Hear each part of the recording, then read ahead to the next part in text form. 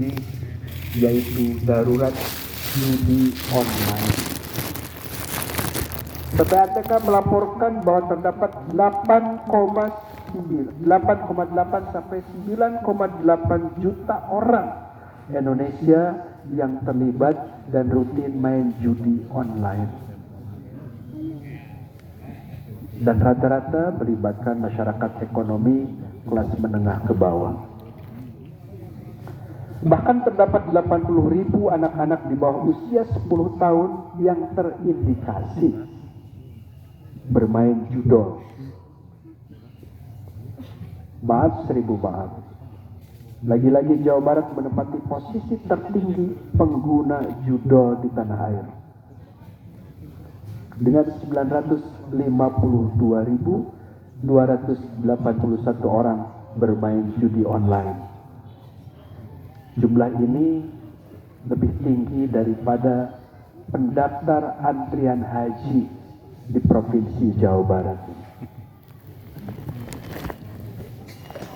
Tak banyak informasi yang kita dapatkan orang yang kaya karena judol, tapi yang nyata adalah semakin banyak masyarakat bertambah miskin karena peristiwa ini. Tak hanya itu, negara dan bangsa yang kita cintai ini juga diingatkan dengan berbagai musibah dan bencana alam yang sangat fenomenal. Kita saksikan bencana alam di Aceh, Sumatera Utara, Sumatera Barat, Jawa Tengah, dan beberapa kejadian di Jawa Barat. Itulah beberapa situasi yang terkini yang kita saksikan dan kita rasakan. Kita semua yang hadir di sini patut bersyukur atas apa yang kita miliki.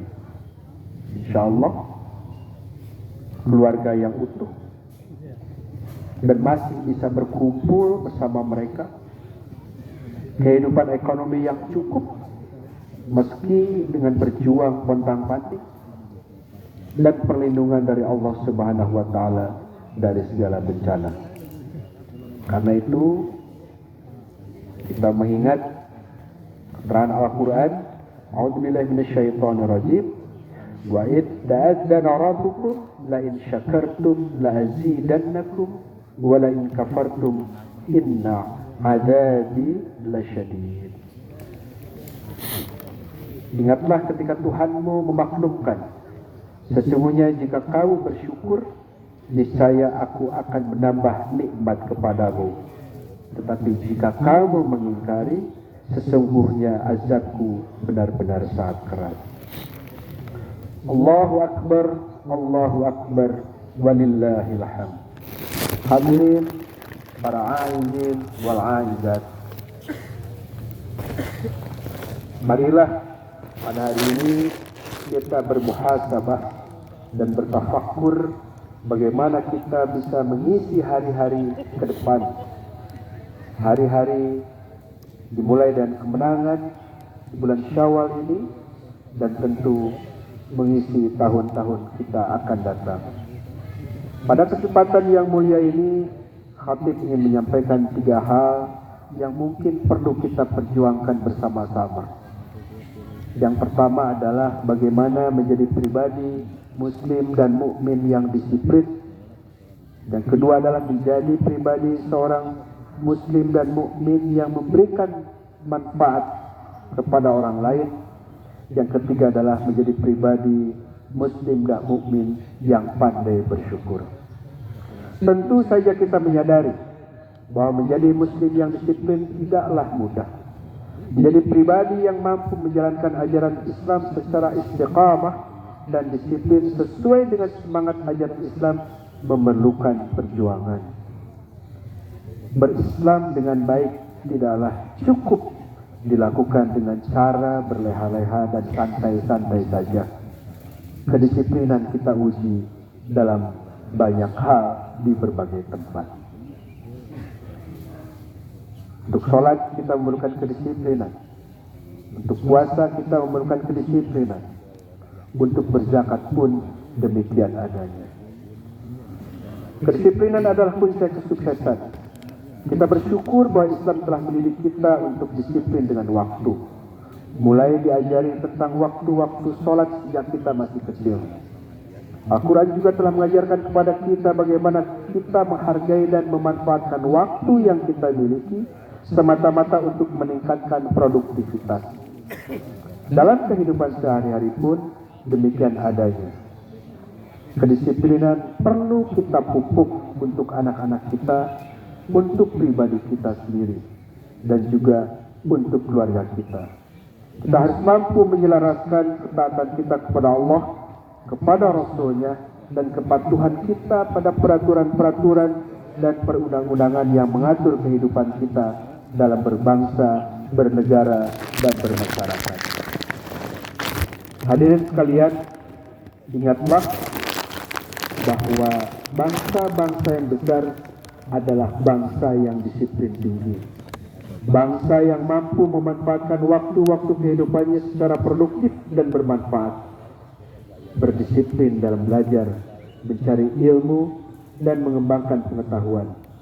Kita berharap bangsa Indonesia, sebuah negara dengan penduduk muslim terbesar di dunia, menjadi bangsa yang maju dan sukses, dan kita sebagai seorang muslim menjadi pribadi-pribadi yang mulia dan penuh kedisiplinan. Allahu Akbar, walillahil hamd. Hal kedua adalah bagaimana menjadi pribadi muslim dan mukmin yang memberikan manfaat. Ini menjadi tugas besar kita. Bila kita sudah mampu menjadi pribadi yang disiplin, yaitu dapat memberikan manfaat kepada orang lain. Sebuah hadis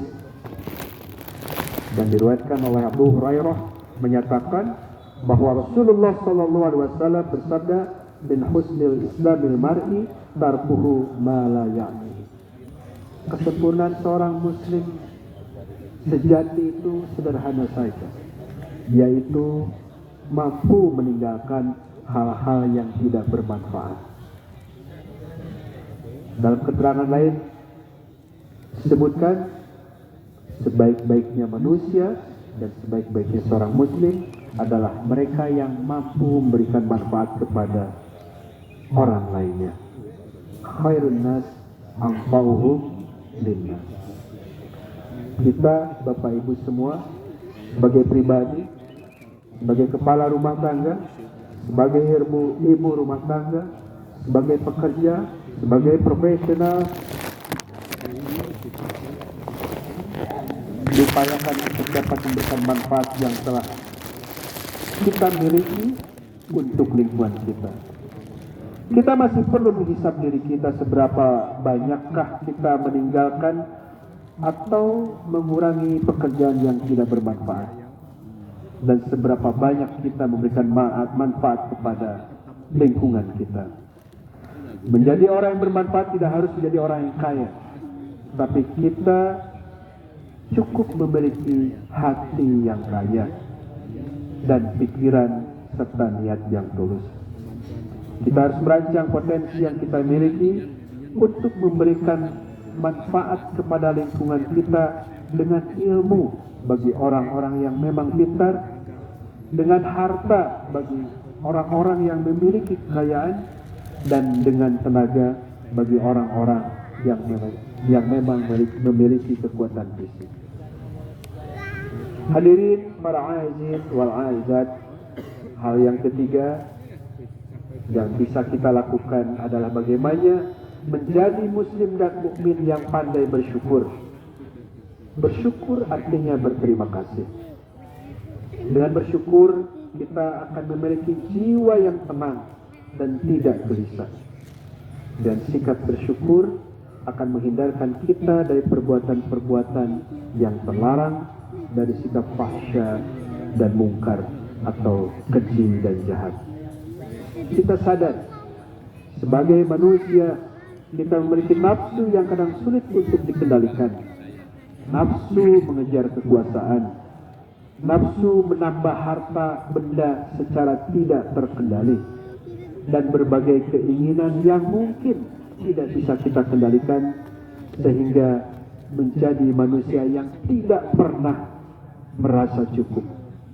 Karena itulah Allah Subhanahu wa Ta'ala mengingatkan kita bahwa kendali dan nafsu kita sebagai manusia adalah rasa syukur. Sebab bila rasa syukur itu telah hilang, maka tidak mustahil justru kita menghadapi beratnya beban masalah yang ada di hadapan kita. Dalam Al-Quran disebutkan, Wallahu akhrajakum min butuni ummahatikum la ta'lamuna syai'a wa ja'ala lakum as-sam'a wal absar wal afidah la'allakum tashkurun. Kita dilahirkan keluar dari perut ibu kita dalam keadaan tidak mengerti dan tidak mengetahui sesuatu pun, dan Dia menjadikan bagi kita semua pendengaran, penglihatan, hati nurani, kemampuan pikiran, tenaga dan sebagainya, tidak lain adalah untuk bersyukur. Semua hal yang kita peroleh, betapapun terbatasnya, haruslah disertai dengan sikap rasa syukur. Bagi muslim dan mukmin, di antara sikap syukur juga adalah menggembirakan perintah Allah Subhanahu wa taala berupa pelaksanaan zakat, infak dan sedekah. Dengan menunaikan zakat, kita setidaknya telah berupaya mendapatkan 3 hal, yaitu membersihkan harta, karena barangkali cara kita mencari harta, cara kita mendapatkan kekayaan masih diwarnai cara-cara yang kurang baik. Yang kedua, kita dapat membersihkan jiwa kita untuk menjadi orang yang ikhlas dan bersyukur dan menolong orang-orang yang membutuhkan bantuan kita, baik tetangga maupun orang-orang terdekat dan bahkan dari kalangan keluarga kita sendiri, ataupun orang-orang yang sama sekali kita tidak kenal secara pribadi. Saya berharap dan saya juga yakin, insya Allah di hari yang fitri ini, hari kemenangan, setiap pribadi yang hadir saat ini juga telah menunaikan zakatul fitr sebagai wujud dari rasa syukur dan kepatuhan kepada Allah Subhanahu wa taala. Hadirin yang kami muliakan, sebelum saya akhiri khutbah ini, saya ingin menyampaikan pesan dari Risalah Islam Berkemajuan, risalah yang dirumuskan oleh Persyarikatan Muhammadiyah setelah 1 abad lebih mengisi kehidupan beragama dan berbangsa di tanah air. Di antara pesan Islam atau Risalah Islam Berkemajuan adalah 1, menempatkan Islam sebagai gerakan dakwah. Posisi apapun Bapak Ibu semuanya, statusnya apapun, pekerjaannya apapun, tidak boleh lupa dengan yad'una ilal khair wa ya'muruna bil ma'ruf. Sekecil apapun, itu pesan Risalah Islam Berkemajuan.